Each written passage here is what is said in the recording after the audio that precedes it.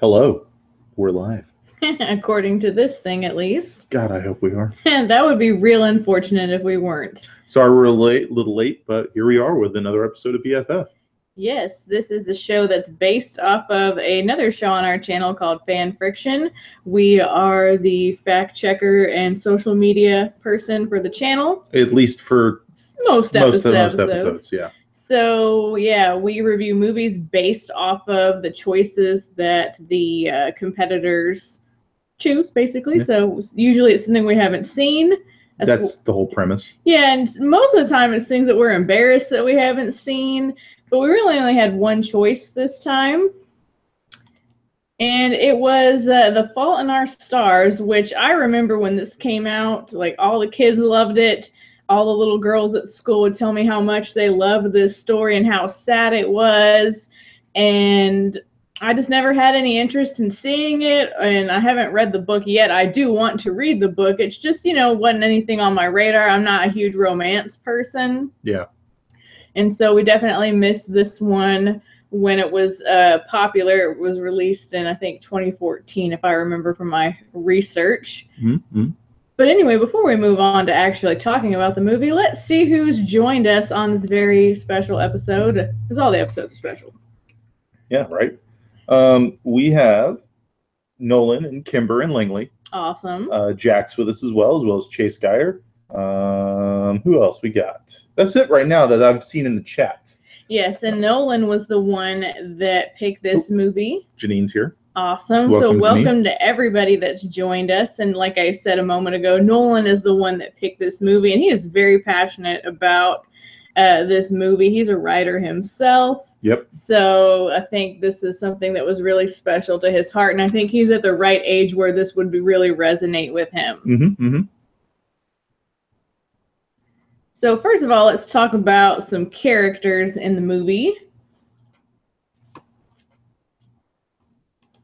So first we have one of our protagonists, Hazel Grace Lancaster.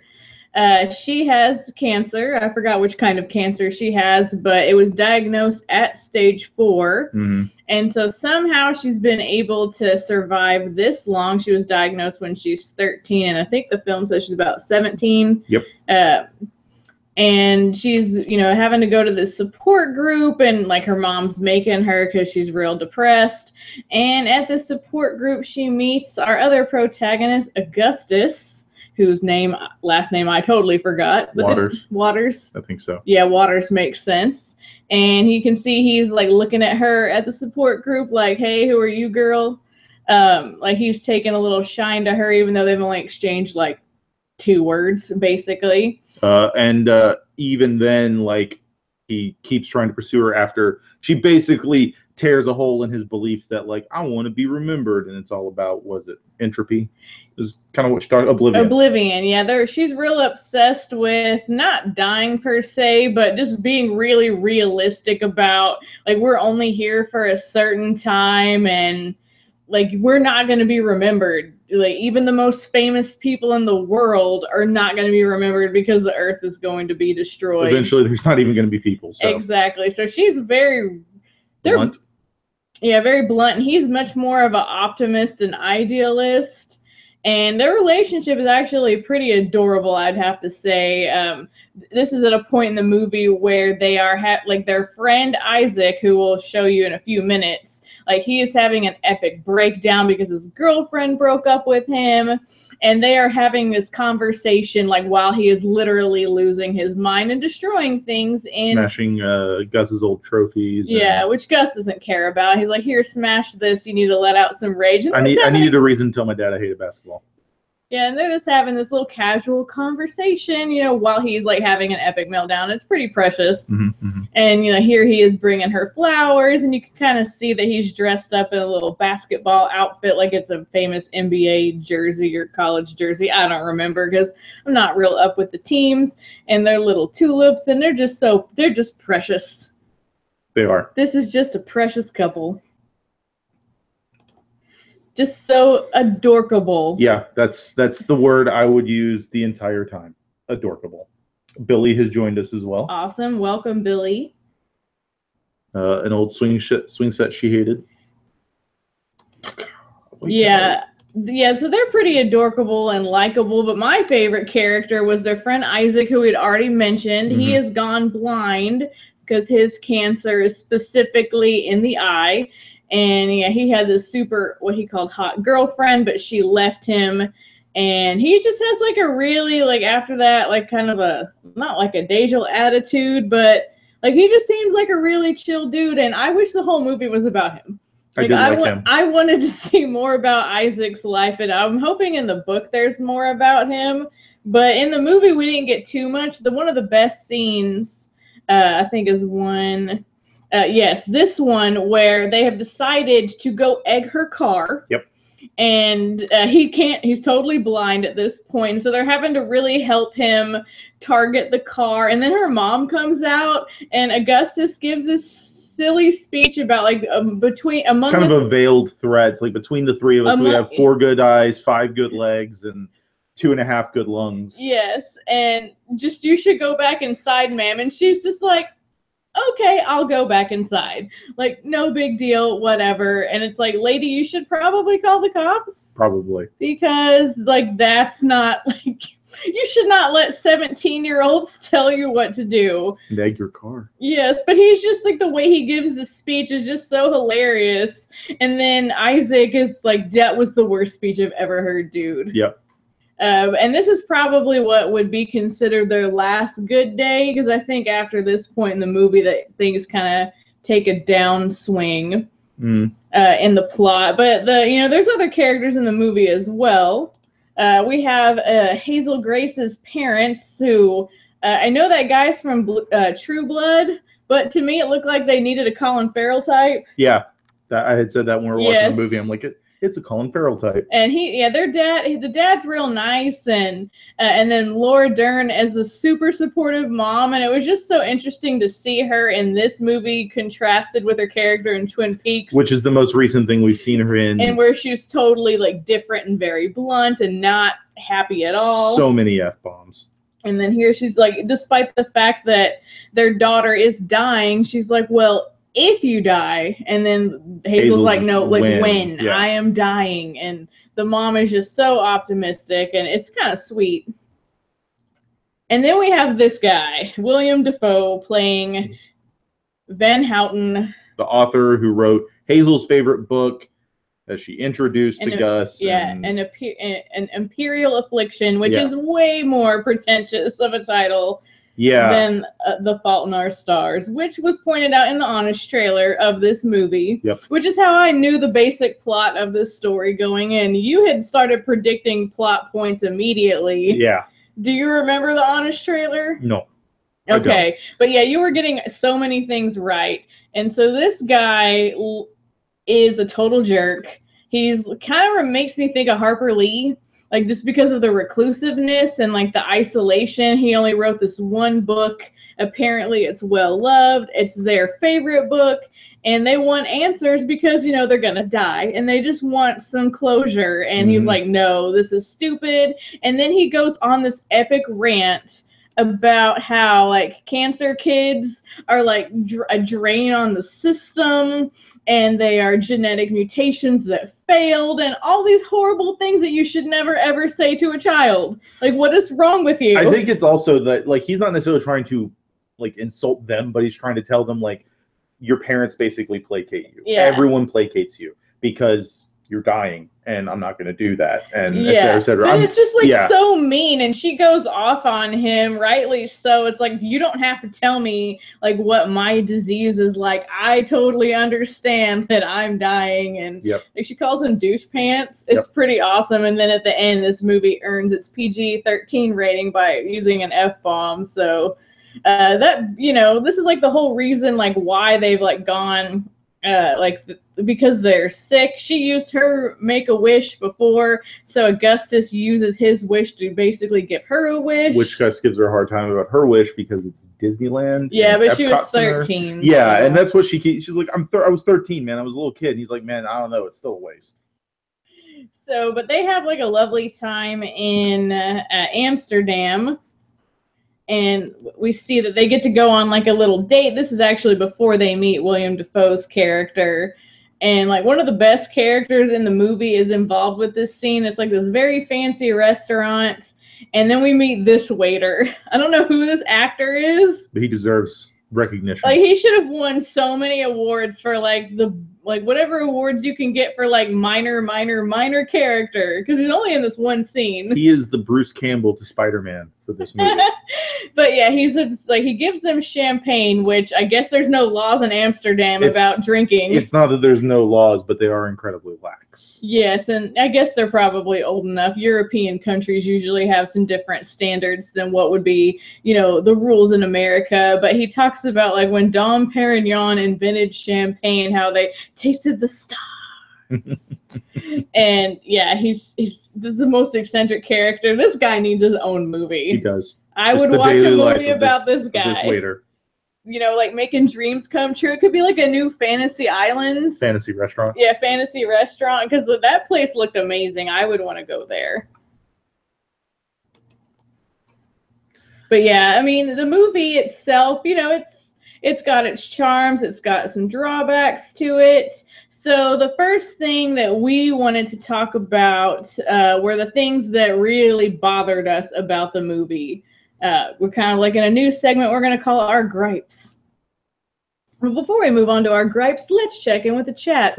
Lots of stuff going on in the chat. Lots of talk. Nolan loves this movie, and of course, that would be weird. Like, no, I hate this movie. Also, really wants to pretend Divergent never happened. I don't blame you. Yeah, I love dystopian stories and like post-apocalyptic stuff, and Divergent was just like groaningly bad. Like that and Maze Runner are the worst to me. I've only seen clips of those, but those definitely didn't catch my interest. I read the first chapter of Divergent, and I didn't care to continue reading it. Billy says we're adorkable. Well, thank you. We try. And Kimber was saying Isaac was her favorite too. Yes. Langley wants us to bring up something that was discussed in the fan fiction fight, but that'll be coming after we do our... Okay, so we're going to table that comment. We're going to table that comment. Awesome. So now let's get to some of our gripes, if you will. All right, if you'll switch your screen. I will do that. All right, so one of my first gripes was this scene right here where, like, we've just met them. They're having their little meet cute as we do in our romantic movies, and he just, like, busts out a cigarette. And she gets so offended, like, how could you do that? First of all, she is on oxygen, which I wish he had brought that up. But he's like, I just put it in my mouth, and it's a thing that could give me cancer, but I don't let it kill me. Dude, you still bought the cigarettes. You're still giving the tobacco industry money. And those filters are still pretty dang toxic. So keep it in your mouth long enough and something's going to start circulating. And then he keeps doing this, and it gets them in trouble on their flight to Amsterdam because it's like, sir, you can't have a cigarette at all. Like, we don't care if you're not lighting it. Like, you don't get to have that with you. It just seemed like unnecessarily pretentious about those two. And then another thing, so they have like their imperial affliction obsession, and she tells them all about this book, and then this is the book he gives her to read, which is like a Counter-Strike. Counterinsurgents, which is the novelization of his favorite video game. So it's, I guess, like a Halo clone because they couldn't get the rights to Halo. Or a Call of Duty clone or something. I don't know. So she gives him this beautiful literary fiction that's probably college level worthy. Here's a little novelization of a book, a game I like. Here you go. Well, then that leads to my issue with some of this is like I like these characters, but I also feel these characters are very insufferably written. There's definitely, like, first of all, like, their names are definitely like names that are not like in the normal teenage names. Vernacular. Like, I feel like these are grandparent names. Like, I have an Aunt Hazel who's like now passed on, but the only Augustus I can think of is Gloop. Yeah, Augustus Gloop, or like from Julius Caesar or something. Which makes a lot of sense with the title now. Yeah, exactly. But the point I'm making is he is incredibly intelligent and well-read and well-written and a very introspective individual, and I'm fine with that. But when they shoved this book as he's like, this is my favorite book, it's the novelization of my favorite video game, I'm kind of like, that deflates a little of it from me. Yeah, like it's hard to believe that he's so like deep and introspective when, I mean, like, you can like anything you want. clearly these are both written to be like GT kids. Like she's actually in college because she graduated already. Because when you have cancer, it throws off everything. It throws off your schooling. Like you're not allowed to go to school. You're too sick to go. We've had a lot of that in our school district, and so you do a lot of school at home through the district. Or in her case, she just probably was smart enough. Like I'm just gonna get my GE. I don't have to work. But it just, it like felt weird. Like, here's this beautiful literary piece. Here's this time. Here's counterinsurgents. It was kind of funny. And I like the characters for how smart and witty and charming they are, but it also feels like they're trying to be written as characters 5 to 10 years older than they actually they don't like. They feel like they'd be young professionals in New York. Or like they're like the 1% of your school population that's the one kid that you remember having them in class where like they can relate to you, so they have conversations with you. Mm-hmm. They don't talk to their peers. But that's very few, like literally probably 1% of the population of teens in school would fit that. And so to have two of them that find each other, I'm not going to say it's totally unrealistic, but I could see where that could be a criticism from a lot of people. Langley brings up that they're the classic movie adult-speaking teens, way too smart for the age, even with the illness. I grew up on a terminal children's ward. Kids are still dumb, even when sick. And that's kind of where it comes with, like, even like Isaac is his best friend. Isaac is what you would expect a teenager to sound like. Yeah, he was more realistic to like a typical teen. And I know part of that is the source material, and part of that... Tib, you didn't even watch the movie. You slept. It's not really an issue I have so far that like it makes the movie unwatchable. It's something I noticed that kind of drew me out of my ability to just like bleed really into the film. Engage with the movie. I can see that. Another gripe that I had was when they go to the Anne Frank house. And first of all, like they should have never let Hazel go up all of the stairs. Like it's way too narrow. Please don't get into a fight on the show, Tib. I know. They make it all the way up, so she's out of breath. She's on oxygen. And then it's like, now I've decided that Augustus will be my boyfriend. I'm going to kiss him in the Anne Frank house where she hid, and lots of bad things, happened. Like, I get there's supposed to be a weight and a gravity to that place, and it's like it's almost a spiritual situation, but there are appropriate responses. And none of the response, like people are looking at them, and then there's like clapping. And that's that anchors the part even worse for me, is like everyone else is like, oh, this is really good. So beautiful. Oh, so beautiful. Oh, look at those kids. Like I think they would have been feared for their life every day. They would have been escorted out of that place, and I mean, they weren't even allowed to film there. Exactly. You found that out. Yeah, they were not given permission to film there. Different than not being allowed. No, yeah. But yeah, it's just like, no, don't. Like, I've been to like our Holocaust museum. That's not like a makeout place. That's a reverent place where like you honor the history of what happened to all of those people. There was a weight there. You don't. Yeah, like you don't. No, that's not running around like all those people that are like, oh yeah, look, I'm taking a selfie at the Holocaust museum, and there's like a guy that like photoshopped them actually like at the places and like calling them out. Like, don't you have to have respect for where you are, and that really bothered me in the movie, is them just casually making out in the Anne Frank house. I wouldn't even say it's making out, but it is very passionate kissing, and that's still... Well, then they continue kissing at like she kisses them, and then they go to kiss again. It's like, no, let her catch her breath. Go make out outside. Don't make out inside the places that should be respected. Yes. Don't do that. And also, guys, if you ever go to the Holocaust Museum, don't take stupid selfies. That's not appropriate. No. I know our audience is probably like old enough to know that's bad, but just in case any random people ever watch this movie that are young, show, whatever. So. All right, another gripe. This guy. Kimber brought him up earlier, played by Mike Birbiglia, I think. Yes, Mike Birbiglia, a comedian. Yeah, the counselor who has no business. He's not actually a counselor, but he's serving that role. And he always talks about, like, we're in the heart of Jesus. This guy has no business being a counselor or serving that role. He is out of his league in this role. You can tell how uncomfortable he is. He's trying, and I think he's trying to do something good, but like he definitely needs to take some classes in how to deal with teens. See, my issue is something completely separate from how bad he is at doing his job, because at least he's trying. He's trying to do some good in the world, and I get that. But my issue is how he's handled in the movie. Mm-hmm. They have this like 4-minute explanation of who he is and his background and his cancer, and now he lives on his parents' couch and he does all this stuff and he made this huge carpet and all this other stuff, and that's really cool. And then they do like nothing with him. Yeah, like they spent enough time explaining this character. They spent more time explaining who he is than they do about Isaac. Yeah. And Isaac has more of a role in the movie. Exactly, way more prominent. That's my big issue, is like they do this big deal explaining Mike Birbiglia's character and then do nothing with him. Yeah, and he's just like the awkward, like, oh, that sounds good. Yeah, I don't know why they spent so much time on this character. Just forget about him. Like, either maybe he had a bigger role in the book, but Nolan says he was the worst part of the book. Okay. That's fair. Yeah, and I'm sure a lot of this is handled a lot better. And I'm going to read the book too.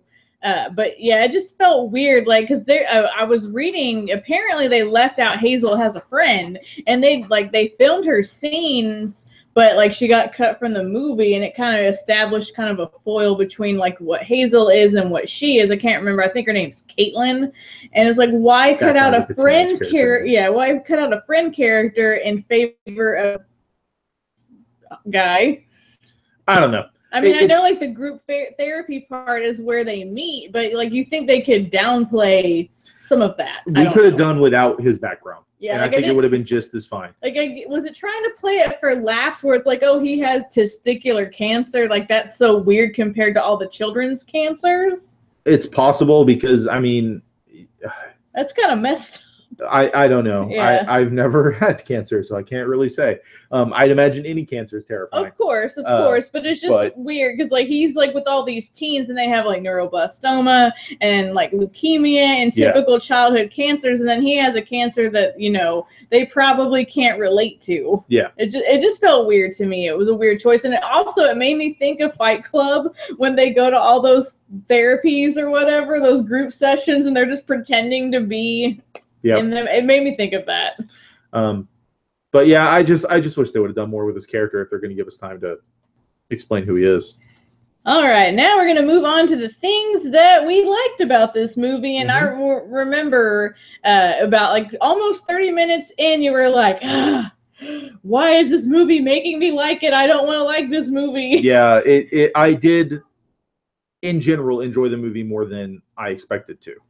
So one of the, I always try to look for stylistic things in movies, and I really love the stylistic choice of, showing the text in these cute little manners. So here we have, she hasn't heard from Augustus after she gave him the book, and you're like, I bet he's reading the book and he was waiting. It's just it's not even waiting. It's just him, like, being so absorbed in the book he doesn't communicate.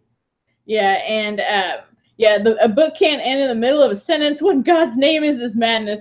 So definitely not the way a normal kid would text. No, that's like something I would say as a 30-year-old. Yeah, so very interesting. But I love how the text features and like how it looks like a little drawing. I thought that was super cute. And then they do it really cool with the email as well. And then that made me realize that like the email, like the assistant's the one sending the email, but she's signing it as Van Houten's name. So I gathered that pretty quickly. Yeah, because there's no way. As soon as I heard him in his house say "send them away," I'm like, he didn't send any of those emails. No. He didn't pay for their dinner. No. He didn't do any of this. His assistant did, because she wanted to help him as well. Yeah, and they make a big deal about that in the movie, about how the fact that it's like, oh, I thought it would help him. Yeah. And like that was like a little selfish of her as well. Yeah, but. Yeah, I mean, it's what it is. And then another part. There we go. Yeah, so I was actually surprised he showed up back in the movie. I thought he was going to be like a once and done kind of character. And I felt that William Dafoe did a really great job, like, in this role, even though like you hate this character because he's so mean, but like he really does embody, like you could tell he's an alcoholic. He's a tortured soul. Like he's gone through a lot, and they kind of half explain that at one point, like who he lost. Yeah, like in this point in the movie, he's talking about like the personal reason he wrote the novel that he did, and like he's trying to make amends in his own bad at it way. Yeah, he's like, also in this scene a lot softer than he Mhm. was when they were in Amsterdam and he was, you know, being a jerk, douche pants. Yeah, douche pants. But it's still like at this point she's upset and she's grieving and she doesn't want to deal with him. Yeah, and I think it's kind of a credit to her character that she's not just like idly falling back for like I really like loved your work. You know, she was still pretty soured from the experience, so she wasn't going to let him get away with anything. I also like how they showed us the depictions of childhood cancer. I had a student a couple of years ago who has since passed on who went through cancer, and we would get updates from her mom all the time. And so these were some of the things that my young student had to go through with all of her treatments.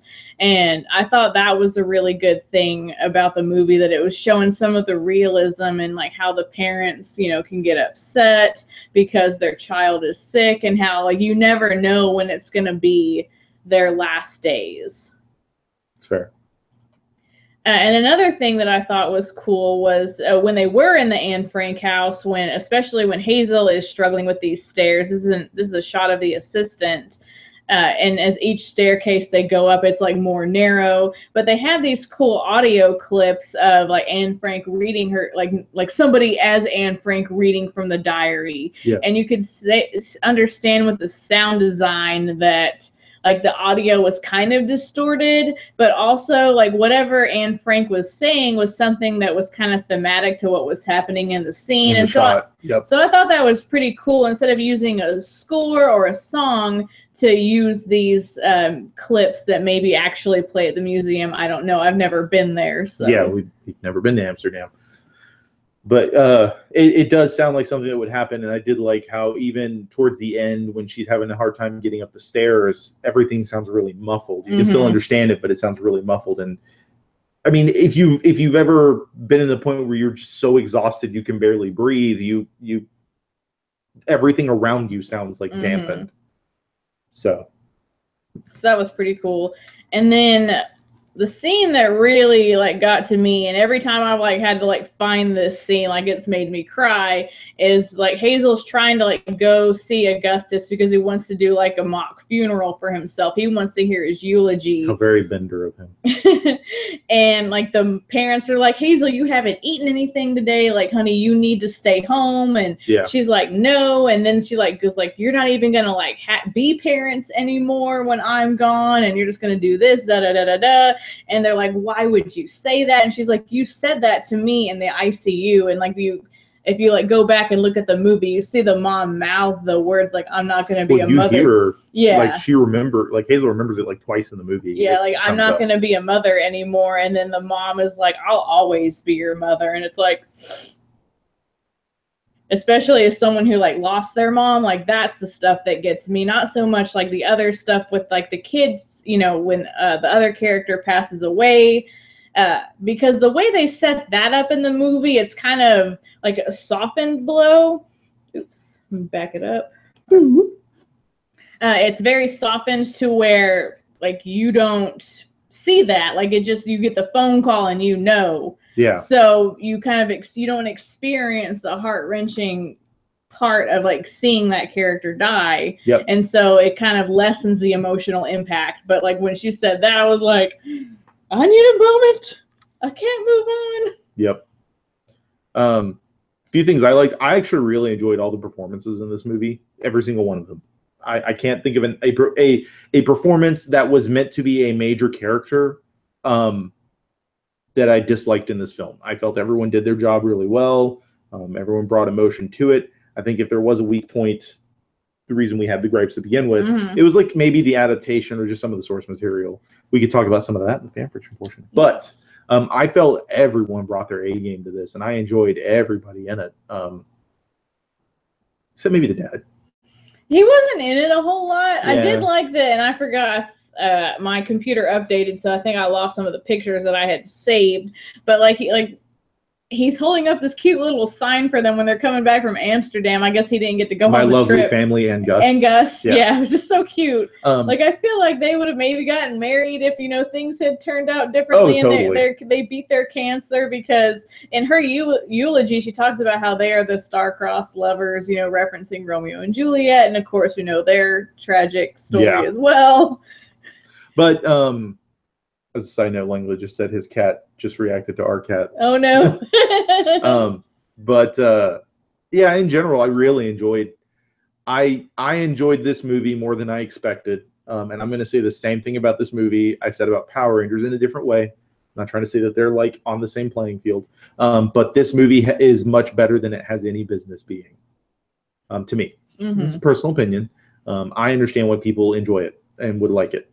It's not for me in general, but I did enjoy it more than I expected. Yeah, I enjoyed it a lot more than I expected too. Like, I'm a big fan of John Green, and I know he was on set all the time, but I don't know like how much creative control he probably had. It from what I've understood, it's very little creative control that He said that before. Authors have over their books, because I think it really depends on the process of getting the movie set up. Because I know in some movies, like Stephen King has a lot of control over what happens in the movie, and in other movies he doesn't. Yeah, it just really depends on the production. And I know he said hundreds of thousands of times on Twitter, like, I do not cast my movies. Don't get mad at like who gets cast in the movie. Because I think a lot of people might have had a problem with Isaac's character, because in the book he's blonde and he's not. But that's like a minor. Such a thing to nitpick over. But that's how, like, a lot of book fans, we like to nitpick. I can't even imagine how minor of a problem that is. His hair color was wrong. He wore the wrong shoes. Holy crap. Yeah. So what are they saying in the chat before we move on to our ranking of this movie? Billy thinks the fake funeral was brutal. Langley agreeing with all the stuff about the fatigue and everything setting in.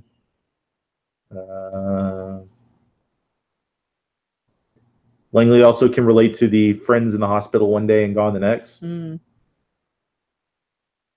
Yeah, I can Billy imagine. also liked Shailene Woodley in it. She was fine. She was good. She's not my favorite actress, but I felt she did a good job. No, Nolan. If we did, we missed it about John Green having a cameo in it. We just grabbed the one that was on Amazon.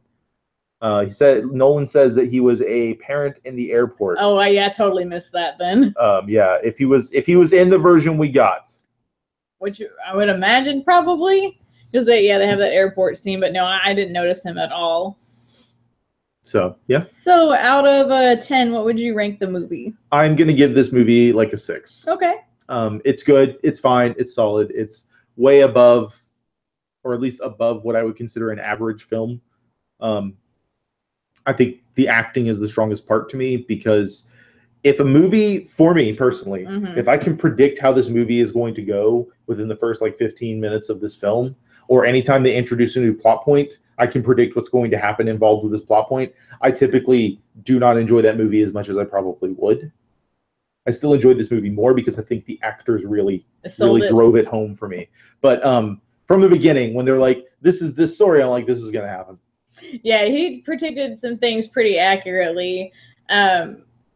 Like, I thought because they introduced the fact that Augustus was the worst driver, like, I thought it wouldn't be cancer that got him. It would be like a car accident. A car accident. So that's what I was expecting to happen. And so my expectations were, I guess, subverted. I like the movie a little better. I would give it a 7 out of 10. But the one thing that bothered me, and I forgot to mention this during the gripes, was the fact that these kids allegedly have stage 4 cancers.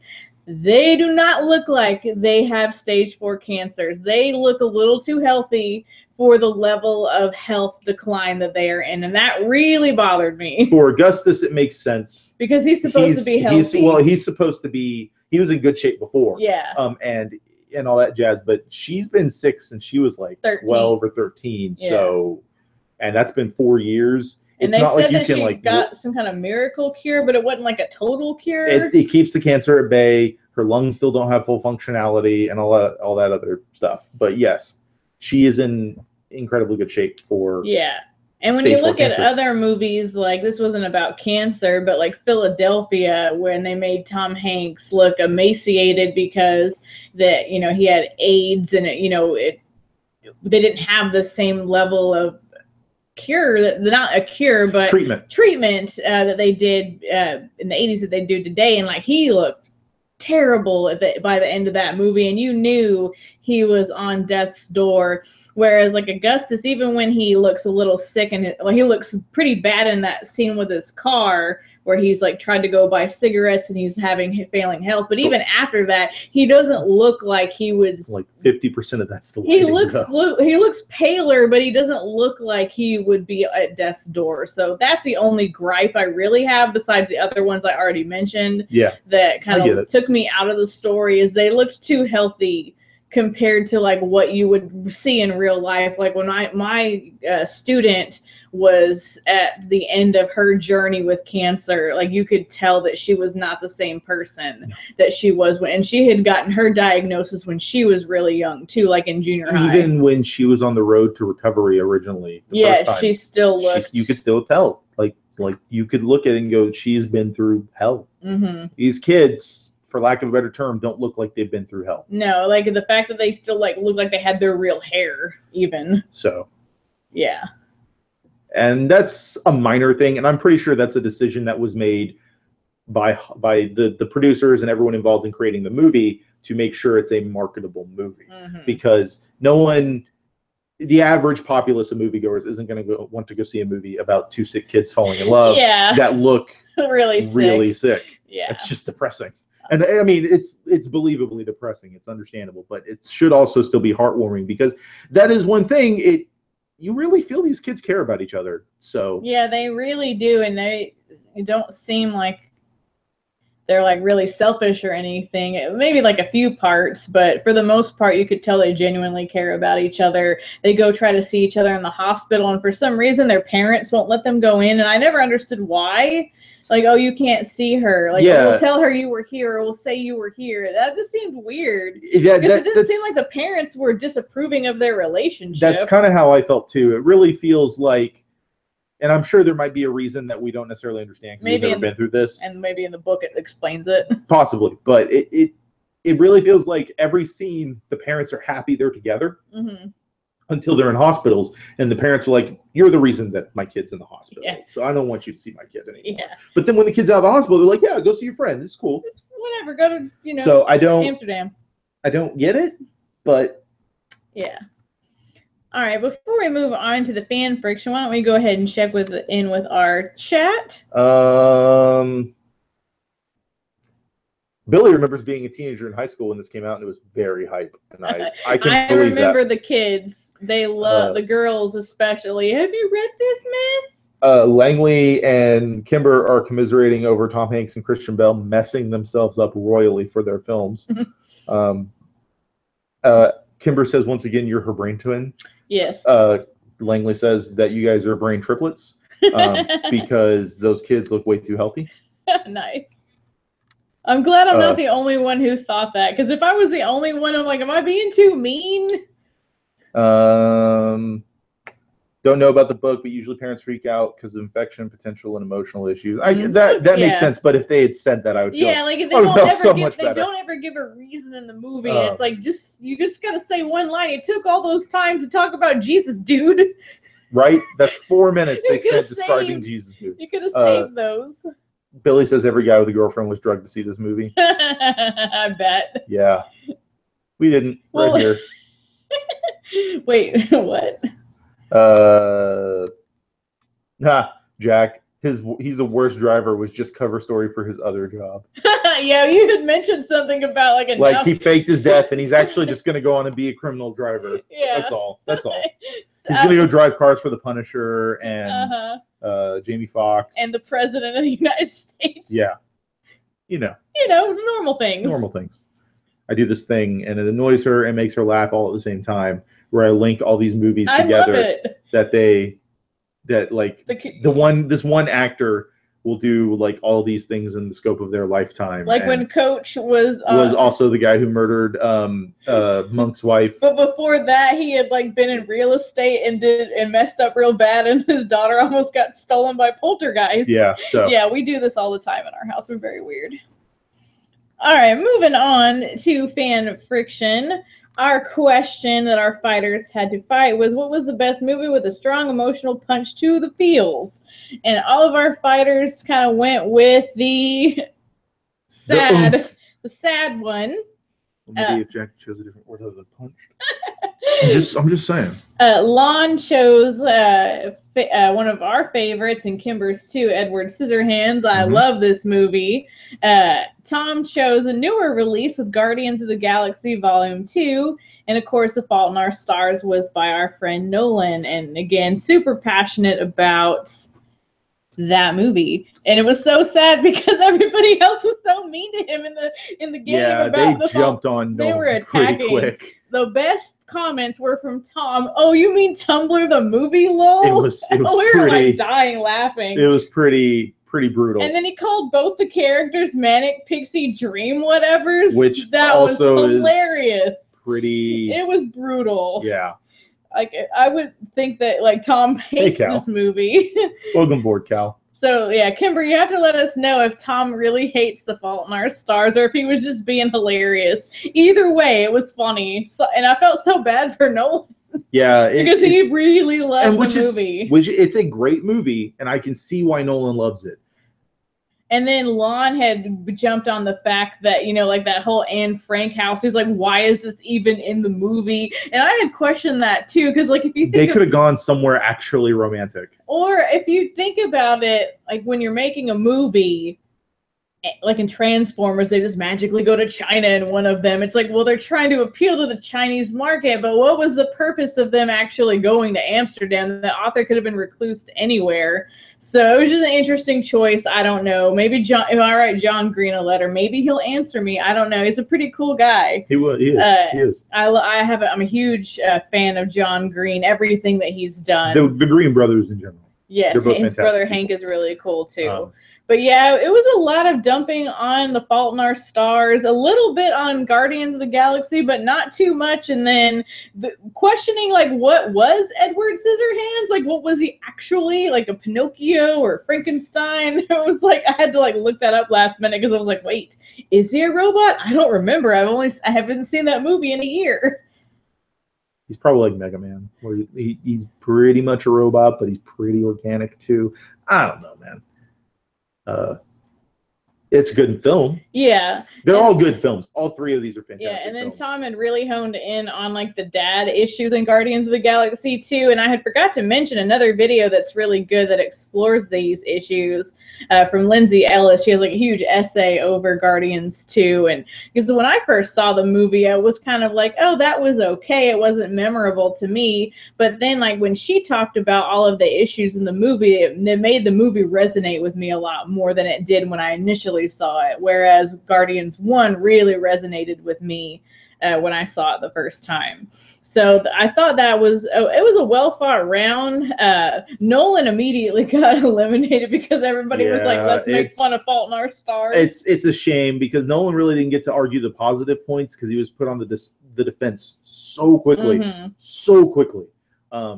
Because Lon and Tom just jumped. Yeah, and I think that definitely being a young adult story, that's definitely like an easy target to make. It's easy to make fun of those, unfortunately. Yeah. I mean, like Honest Trailers has done it. I think there's a Cinema Sins about that movie. There's probably lots of things. But Nolan is very passionate about that. You could tell by the way he was arguing. It just wasn't enough to, defeat Edward Scissorhands, which I thought would have won the round, honestly. I thought, Guardians, that does have a lot of emotional punches, but Edward Scissorhands is like such a good movie. Yes, it is. And Jack brought up in the chat that Tom won because he sold him on the punch of the movie. And I get that because it's the direct strikes. And it's not that even that they're surprises. They're just like, it's stuff that if you pay attention to what's going on, you can see it coming. But when it's delivered, there's still some weight to it. And like, for example, when Ego says, like, I'm hated to have to put that tumor in her brain. Like you could see it coming. You really could. You could, but just to have the confirmation and then like, no, like why would you do that? For that matter, I think the first Guardians does the same thing from the very beginning with Peter's mom. Yes. To We Are Groot. Oh my gosh, the We Are Groot! I was crying. To the second time you see Peter's mom when they're at the very end of the movie, with the Guardians of the Galaxy, I started crying. There's again. Drops. Part of that was also timing. I know the timing, but still, like it, it still resonated, and that's why that movie has like stayed with me. And I can watch that now and not cry, but back then, too soon. And especially if you like have a lot of like issues, maybe you didn't have like the best dad growing up or whatever. Like Guardians would probably really be a huge punch in the feels because of the wow, I finally get to meet my dad, and now he's a jerk. Yeah. Because that would be the worst thing to happen. Like in the Fault in Our Stars, they meet the person that they admire, especially her, and then he's so horrible. That's probably how I would have chosen that scene for my punch in the feels for that movie. When the person that they both are like, we idealize you and you are a fantastic author and all this crap, and he's like, and you're spoiled rich kids. Yeah. Bye. Yeah, I would have chosen that scene or the mom. I'll always be your mother, because I was literally crying. But yeah. So before we move on to looking at our Twitter questions and such, what movie would you have chosen to argue for this round, and would you have gone with the sad punch or a happy one? I would have gone probably also with a sad punch, because Jack used the word punch. Love you, Jack. But my original one, because it is a kick, because you know what's coming, and even when you see it, it's just how it's delivered, it hurts, is a monster calls. Yes, because from the beginning. At one point, like the entire time, the monster's just trying to get this kid to tell his truth. Yeah. And when the kid says it, it's just like, I just want it to be over. Yeah, and you're like, oh gosh. Yeah. That movie. I'm surprised I didn't cry during that movie. We got out to the car, and I fell apart. Yeah. I ugly cried in the car. But the one that I would have had an easier time arguing is The Day My Childhood Died, and that was the 1987 Transformers film. No film has been able to make me feel like I want to die and that I want to be a hero in the same film, because when Optimus Prime dies, I wanted to die. Like, I was just like I'm a kid that didn't have a dad the first X years of my life, and that was like, Optimus Prime was a father figure to me. Like, it's really weird to say, but I kind of got a few moral outstandings from the animated heroes of my youth. Like, I grew up watching G.I. Joe, Transformers, Thundercats, and He-Man, and Voltron, and all these things, Ninja Turtles, where they were heroes, and they were doing what was right. And there wasn't like, it's not because they had to, it's just because it was what was right. It's not like they were being paid to, they just saved the world. Yeah. So when Optimus Prime died, I was like, that was a Titan that could never be destroyed. And I was just like, I was 5, guys. I was 5 when I saw this film for the first time. They're all picturing you like 2 years ago, like watching this movie. But no, I wanted to just like, I can't watch this film anymore. And then I watched the rest of it, and when Hot Rod took on the role of Rodimus Prime, I felt triumphant. I'm like, okay, so anyone can be a hero, they just have to try. And yeah, there's some destiny involved, but I mean, they all thought Ultra Magnus was supposed to be the one to take the Matrix leadership, but it was Rodimus, because Rodimus was, or Hot Rod, because he's the plucky young hero. And it was voiced by Judd Nelson. Judd Nelson. Of course, the guy voiced by a celebrity is going to be the hero. But no, I like what you said about that, because I guess you saw this at home, not in the theater. No, yeah, because I was 4 when it came out in the theater. Okay. And I really, like, my earliest memories are like when I was 4. Yeah. But my first movie I remember seeing was Predator. That's a good one. Just scare you. Yeah. But no, I like what you said, that you got to learn lessons, because you got to realize that, like, anybody can be a hero, but you also realize that people are vulnerable. Yeah. Like, just because even the heroes that are invincible and unstoppable aren't invincible and unstoppable. Yeah. I probably would have chosen, there's a lot of movies I could have gone with for especially the really like sad punch in the feels. I mentioned Philadelphia earlier. especially when it gets to that song, and like, because I've had experience with like my uncle passing away, and he did have he was HIV positive, and that's what led to his demise. Like just seeing like when he's withered away, and like they're playing, like, it's not when he dies, it's when they play the retrospective of his life, and they play it to that song Philadelphia, like the really like high pitch, like that. I can't remember the guy that sings it, and that's like the worst rendition of that, but I don't want to like, you know, sing the song and like get the video in trouble. But it's like so sad, because like you see like his whole life and like all the things he's gonna miss out on, and like they win the case after he dies, and it's just like, I can't even function right now. It's so sad. Like, I don't care how many times I'll see that movie, I will cry, because like that song combined with that imagery, and then I cried about that even before like I knew like my uncle's situation. So like now it was worse. Yeah. Because of that connection. And another one that I could argue with, but I don't know if I would actually be able to function, like talk about the movie if I chose it, is The Land Before Time, when Littlefoot's mom dies. Yeah. I don't know if I would be able to talk about it, because if I even mention any of the quotes that she says, I will start crying right now. And I'd imagine it was rough originally, and even more. Yeah, so as a kid, I remember it being rough, but I remember sitting on the couch. We were watching some Nostalgia Critic thing. It was like the top 5 emotional movies or whatever. Sure, this will be a good thing to watch. And then that came on, and I was like, and you're like running over and like started hugging me. It's like, it's okay. Quit crying. It'll be okay. We don't have to continue watching this. You're like, no, what to? Like, yeah, I cry a lot. But but those things, yeah, I don't know if I could argue for that. I would be like crying like on the show. Maybe that would help me win. I don't know, but it would not be an intentional manipulative tactic, like all like unlike this movie, crying. I don't know. So, please just end the round. Yes. So I believe Twitter's our next step. Yes, Twitter is our next step. Because we're already about an hour in almost. Oh Lord. Yeah. Yeah, we talk way too much. All right. So try to use my mouse to manipulate. Yes, I don't know how to use things apparently. How do I tech? So yeah, we didn't really fool anybody with our tweet this week. Thank you, Nolan, for trying though. He did try. He's like, man, The Fault in Our Stars is too obvious. Tried to deflect people. I think it worked for like 2 seconds, but people are like, no, it has to be The Fault in Our Stars. There's stars in the background of the picture. I should have chosen a different background. You really should have. Yeah, and I loved how Brian was like, A Fault in Our Stars, and he's like, no, and Janine's like, it's The Fault in Our Stars. Like, that's what I said. Some other choices that were pretty interesting. Tom said, thank you for smoking. I've never seen that movie. Well, I mean, I'm guessing Gus did buy cigarettes even though he wasn't smoking. Maybe that's why he said that. I don't know. Langley threw out some joke answers. Raul got it right too. He also said The Fault in Our Stars. Langley thought maybe it could be Stand By Me or My Girl, but because those are based on song titles, he didn't think it fit with literary allusion. And I also thought about, instead of saying coming of age, actually using the German literary term Bildungsroman, because nobody would know what that is and it would fool more people. So I think I might go that route next time. Google's a thing, dear. You never know.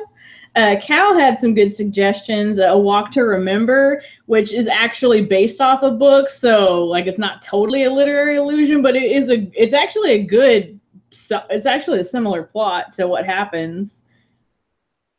And then Jeff had suggested The Edge of 17, again going with the song thing, and oh man, I love that movie. Which is a fantastic film. So good. Good pull, Jeff. So good. I've actually reviewed that movie. Okay. Go read it. I'll tweet about it later. So Moonlight was suggested by Cal. So was City of God, which I haven't heard of. City of God. I've heard of City of God, but I haven't seen it. And then Jonathan Peck also Fault in Our Stars. Yep. So we didn't get like a whole lot of response because it was real easy to pick. And then I tried to start throwing people off with dumb tweets. Like apparently I'm the only one cried at The Emperor's New Groove because Emperor's New Clothes. Yeah. And then I also suggested that the episode could have been about Xanadu because that's a reference to a poem. Or Splendor in the Grass, another reference to a poem, which that actually is a coming of age story, though. Hey, you know you want to do a Xanadu episode. Just look at this face. You know you want to. All right, so we're going to end this with picking our person to win. So if you mentioned a title, of a movie, then you are entered into the drawing. Let me just pull up our number generator. Do you have our list as well? I do, which it probably won't show the list, but it'll show the number generator. So it's on 4 right now, but that is just the standard number. So I'm going to just hit click generate. Boom. And 5. And Raul is this week's winner of a sticker of his choice. So Raul, if you are in the chat, be sure to private message us and we'll let you pick either a lovely BFF sticker or Janine's Nubia sticker, which we don't know if Janine won the contest yet, but I think we'll know within a few weeks. Yeah, I know she had a lot of votes, but there's been some issues with it letting you to continue to vote, but you shouldn't be able to. Either way, we hope she won. We hope so. We voted for her. Yep. If Raul is not currently in the chat, that's cool. We'll get in touch with him. Yeah. We know Raul. Yeah, He's a good guy. He's a great guy. We appreciate everybody that joined us today. We hope that you liked our chat about this movie. We know it went a little long, but we're just so talkative, which is really ironic because I'm a classic introvert. I don't know about you. Did you take your Myers-Briggs test? I don't know. I don't care. You don't care? I don't care. I think he's an introvert too. I'm a weird introvert. Yes. Anyway. I like being around people, but not new people. It's fair. It's fair. Me too. Same. So. I don't know why I just did jazz hands. So thank you for joining us. This has been another successful-ish episode of BFF. Come join us next time we have a fan fiction. Yeah, ish. And we'll talk about another movie or TV show or something. We don't know. It's really going to depend if Jack gives us movies to talk about. Anyway, you know where to find us because you can read the handles on our thing that we still need to update for the mutual account. I have not done that yet because I am lazy. And our fantastic producer, Jack Shipley, in the chat has reminded me because we forgot last time. Yeah, we need to plug all sorts of stuff because we're so bad about that. Yes. And we're really sorry to our friends who do stuff over at the Tough Channel, such as BFF. Which is what you're watching now, or Fan Fiction, which is the show that this is based off of. We also have some other shows on the channel. Fan Fiction happened today. Another one will be in 2 weeks. I don't remember who's going to be on it. This Thursday will be another twofer with Tom and Kimber. It will be over Hedwig and the Angry Inch and Frank. Which I keep seeing Frank in my Netflix queue, and I'm like, I don't know if I want to try and deal with that because that looks really weird. But if Tom and Kimber like it, then we might actually like it. Well, I really have been wanting to watch it in general. Yeah. It's just, those movies that you want to watch, but you're like, I don't feel like watching that right now. Yes. Okay, yeah, that's one of those. So yeah, Tough Twofer, that's every other Thursday. Promos are on the opposite Thursdays. Yep, and there's DVD Bunkers. I don't know if there's a new one coming out right now. I know there's a lot going on with Brian in his life and his show wife, Matt. Where is Matt? # where's Matt? But they do have a really cool MCU battle where they rank all of the MCU movies that have come out so far and to try to achieve their #1. So if you want to see what they thought was the #1 of the Marvel offerings, go watch that video. It's a fun time. Apparently it's very popular and people are enjoying it a lot and talking about it frequently, which, as you are one to do. We want that to happen. So I think that's everything plugged. There's a lot of talk of stuff going on at the Tough Channel. I know the next Fan Fiction has another guest. Yeah, Emma Fyfe, I think, is the next celebrity guest. Yep. And I'm not sure who is fighting her, but we will find out eventually. And we'll tweet about it. I know it's not me. Yes, thank you for reminding me, Jack. Thank you, buddy. Thank you. And we are going to go ahead and sign off now because we are at literally 1 hour. We're like 59 minutes, but still, it's close enough. Thank you for staying. And thank you for dealing with our weird camera focusing issues. Fun. Have a lovely evening. Bye.